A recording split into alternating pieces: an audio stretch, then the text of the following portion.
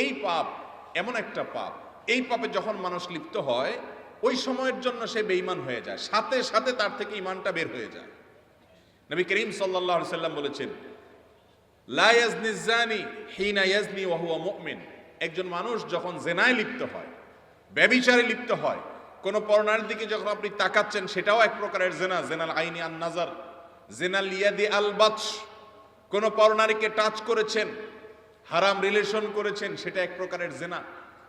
তার সাথে স্ত্রী সুলভ আলাপ আলোচনা করছেন, সেটা এক প্রকারের জেনা। তার সাথে মেসেজ আদান প্রদান করছেন এবং সেখানে আপনার সেক্সুয়াল মন মানসিকতা থাকছে, সেটা এক প্রকারের জেনা। আপনি তাকে নিয়ে এই পাপ এমন একটা পাপ, এই পাপে যখন মানুষ লিপ্ত হয় ওই সময়ের জন্য সে বেঈমান হয়ে যায়, সাথে সাথে তার থেকে ঈমানটা বের হয়ে যায়। নবী করিম সাল্লাল্লাহু আলাইহি সাল্লাম বলেছেন, লা ইয়াজনি যানি হিনা ইয়াজনি ওয়া হুয়া মুমিন।